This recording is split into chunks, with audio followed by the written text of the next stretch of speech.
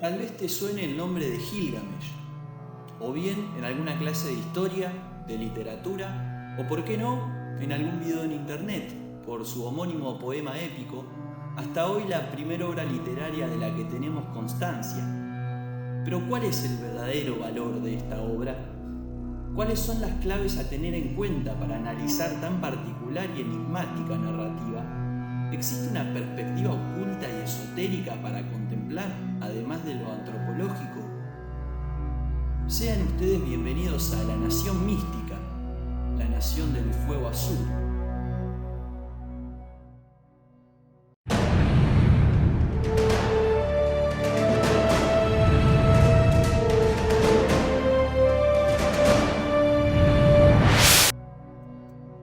Gilgamesh fue un antiguo rey de Uruk, una de las primeras ciudades establecidas de la civilización en la Baja Mesopotamia cerca del Golfo Pérsico, actual Irak. Bueno, todo esto según la lista real sumeria, que no se trata de uno, sino de un conjunto de piezas arqueológicas de características idénticas que contienen un listado detallado de la sucesión de dichos soberanos. La mejor conservada se conoce como Prisma de Well-Blandel, el cual revela que en los albores de la humanidad, que lo ubican específicamente por los años 453.000 a.C., los hombres fueron gobernados por reyes divinos, cuyos reinados oscilaban entre los 64.000 y los 8.000 años aproximadamente, y podemos dividirla categóricamente en dos períodos, el antediluviano y el postdiluviano, contando también con un período intermedio en donde los reinados duraron no decenas de miles, pero sí cientos de años, que nos recuerda a la longevidad que ostentaban las primeras generaciones narradas por la Biblia, desde Adán a Noé, y que Dios, en represalia a alguno de sus actos, decidía reducir. El enigma de este documento, la lista real sumeria, merecería en sí mismo un análisis propio y una comparativa con documentos similares de las distintas culturas y civilizaciones. Que dicho sea de paso, si quieren ponerlo en los comentarios podemos publicar un buen video al respecto. Aunque centrándonos en Gilgamesh, podemos ubicarlo en las crónicas postdiluvianas hace 5.000 años. Si bien la mayoría de las fuentes no ponen en duda la existencia de este personaje, podemos atribuir sus hazañas al terreno mitológico y metafórico, el estadio más fértil en nuestra historia. Por lo tanto, podemos determinar que Gilgamesh es el origen de donde se desprenden las demás épicas heroicas, el auténtico precursor de las tragedias. Las proezas se configuran a partir de varias tablillas de arcilla descubiertas en sus versiones sumeria, acadia, babilónica y asiria, pero su autor o autores son poetas anónimos, de exquisita narración y valor histórico. Podemos decir que en ese entonces no existía la idea de propiedad intelectual ni algo parecido, pero no por un motivo de incivilización o ingenuidad, sino que estos hechos estaban encarnados en una sociedad que los considera reales, que se entendía a sí misma como una unidad, que respondían a los mismos propósitos y donde primaba el sentido religioso. Por lo tanto, no existía la necesidad de asociar relatos con autores porque la verdad era una y los dioses habían de hecho convivido entre los hombres, pero sí se daba entidad propia a las hazañas y peripecias de los distintos hombres. Es importante hacer esta aclaración. Pero bien, antes de comenzar a narrar a grandes rasgos la epopeya, y cuyos links de lectura los voy a dejar debajo, analicemos el leitmotiv de esta historia, la inmortalidad. La épica de Gilgamesh principalmente toca la fibra más delicada de nuestra existencia, la muerte y la idea de poder tal vez engañarla, alternando con temas como la amistad, el amor, el tiempo, el deseo, las pasiones e incluso el abuso de poder y la tiranía. El relato comienza en la ciudad de Uruk, cuyos habitantes se sentían oprimidos por Gilgamesh, un rey con 2/3 de Dios y 1/3 humano, a quien los textos de Farrá atribuyen 126 años de vida, mientras que, como dato, a un hijo suyo, Urungal, se le atribuyen solo 30. Como ven, ya esto es bastante interesante. Gilgamesh era un monarca deidad que, a pesar de sus grandes triunfos, se vanagloriaba en su poder ante sus súbditos. Imponía leyes como el derecho de pernada o prima nocte, que consistía en yacer con las mujeres que iban a ser desposadas, entre otros tipos de opresión que llevaron a los habitantes de Uruk a pedir a los dioses por un adversario digno, que sea capaz de vencerlo en combate. Es así como aparece el personaje Enkidu, merodeando los bosques y las estepas en las afueras de la ciudad, un sujeto incivilizado, de enorme fuerza y poder físico, pero que se asemejaba más a una bestia o a un animal salvaje que a los humanos.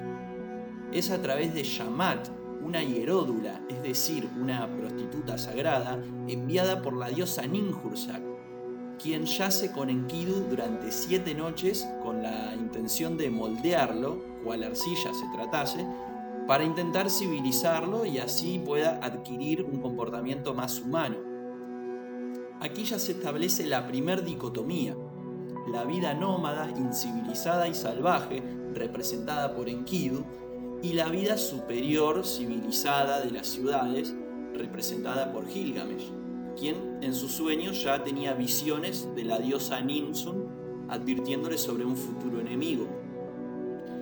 Es así como Enkidu y Shamat deciden contraer matrimonio y se dirigen a Uruk, pero a la celebración acude también Gilgamesh para ejercer su derecho sobre la novia y ve sus intenciones truncadas por Enkidu, quien se planta en combate.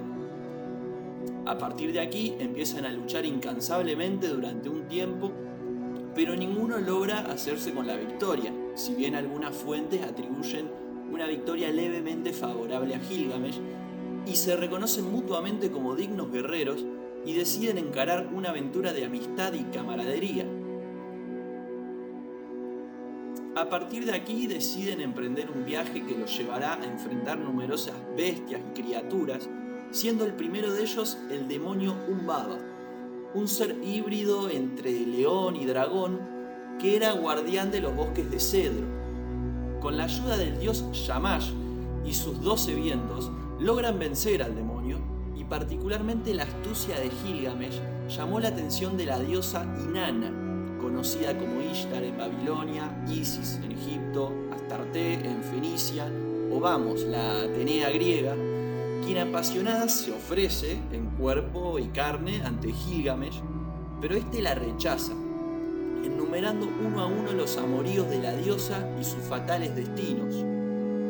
Esto enfureció tanto a Inanna que subió a los cielos y pidió a su padre Anu, el más alto en el panteón sumerio, enviar al toro de las tempestades, o el toro celeste, y que si no lo hacía amenazó con devolver el hálito de vida a los muertos para que vuelvan a caminar. Solo así Anu cede ante su petición. Una vez los héroes se enfrentan al toro, una figura que de alguna manera se asocia a la sequía, ya que sus resuellos vaciaban los ríos a su alrededor, consiguen vencerlo tomándolo por las astas, particularmente Enkidu, quien se gana el odio de la diosa Inanna, que como si fuera poco, este arranca el torso inferior del toro y lo arroja en su rostro. Como represalia a este acto, y mientras en Uruk festejaban, la furia de Inanna y los dioses en consejo deciden que uno de los 2 héroes no puede seguir viviendo, y es así como Enkidu contrae una enfermedad, al tiempo muere y desciende al inframundo, representando así al héroe que obtiene la fama y muere rápido. Gilgamesh queda devastado por la muerte de su amigo, y este es un punto de inflexión en la historia, ya que Gilgamesh es capaz de dejar atrás su antiguo ser, el déspota, y se entrega a una búsqueda personal impulsado por el deseo y la obstinación, y temiendo su propia muerte y con todo el dolor, decide ir en búsqueda del mítico Utnapishtim, también conocido como Ziusudra, Atrahasis o Noé, según las distintas culturas de la región, quien sería el único hombre junto a su esposa que sobrevivió al antiguo diluvio que arrasó a la humanidad, advertido con antelación por los dioses y que poseía los secretos de la inmortalidad. A partir de aquí, Gilgamesh se embarca en una odisea épica, lidiando a su paso con numerosos seres y personajes variopintos, superando a luces y sombras determinadas pruebas y cruzando muchos mares hasta llegar a dar con las montañas donde residía Utnapishtim. Una vez aquí, como en cualquier arquetipo de épica, el anciano pone a prueba a Gilgamesh, retándolo a permanecer despierto durante 6 noches, prometiendo revelar sus secretos una vez superado el desafío. Gilgamesh, quien ya estaba abatido por sus viajes, no lo logra y cae dormido.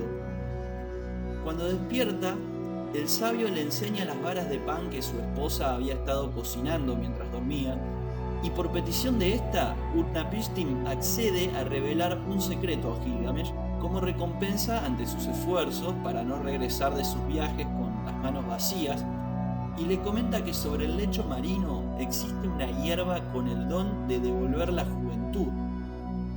Ahora sí, utilizando sus últimos esfuerzos, atando rocas a sus pies y caminando por el lecho del océano, Gilgamesh consigue obtener la planta y, regocijado por sus logros ni bien en tierra, es sorprendido por una criatura marina que le arrebata la planta, una serpiente que pierde su vieja piel, renace y regresa al mar.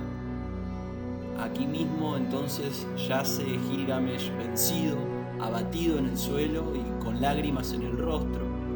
Finalmente lo comprende.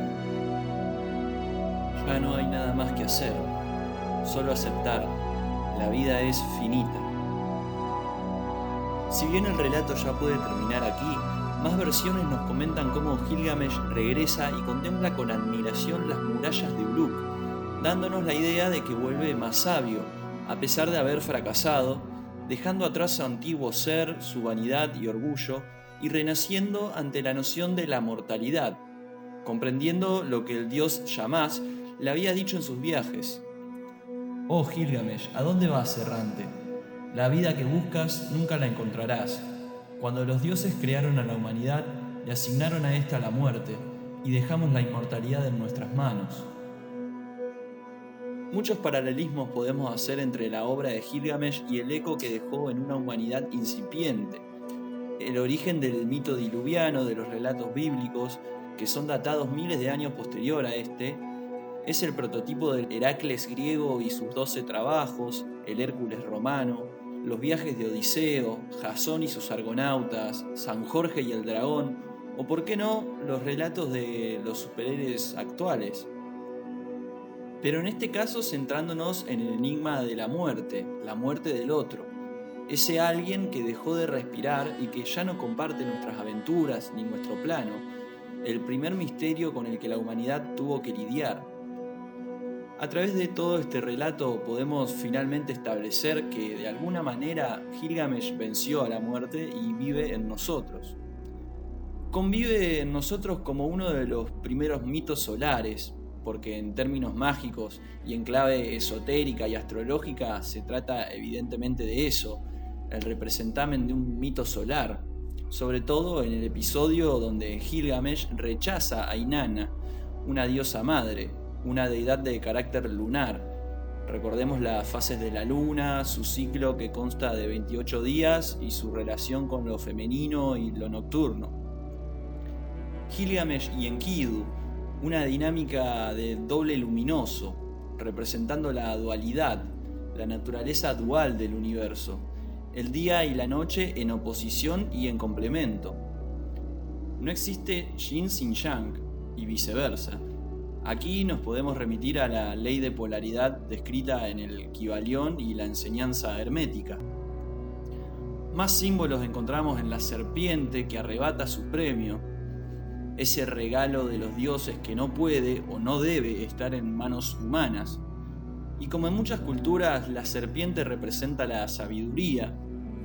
Recordemos los dioses nagas de la India, culturas tan aparentemente dispares como el Quetzalcóatl maya, los chitauris zulúes, los antiguos dragones chinos, esos seres originarios que surcaban los cielos como símbolos de sabiduría, entre cientos de otros seres serpiente, ofidios, mitológicos, Y recordemos también la expulsión del paraíso, donde la serpiente juega un rol clave.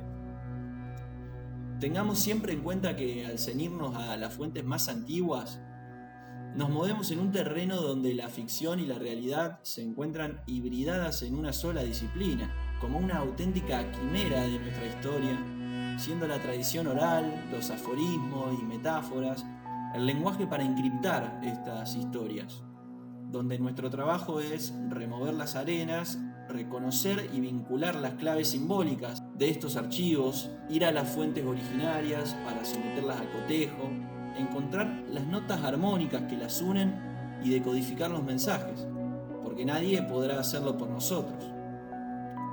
Para culminar este video quiero citar un extracto sencillo, potente y directo de Eduardo Galeano que versa de la siguiente forma.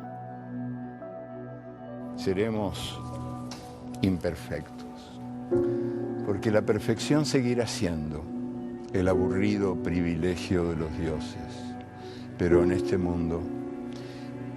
mundo chambón y jodido, seremos capaces de vivir cada día como si fuera el primero y cada noche como si fuera la última.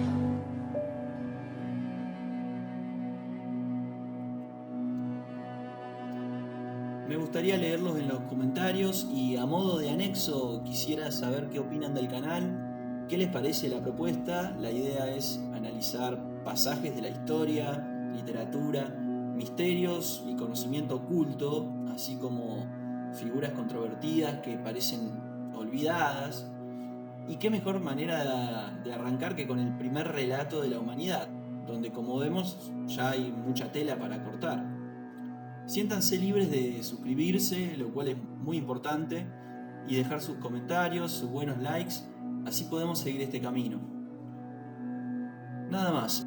Muchas gracias desde la Nación Mística y recuerden, el crecimiento es hacia adentro, o no será.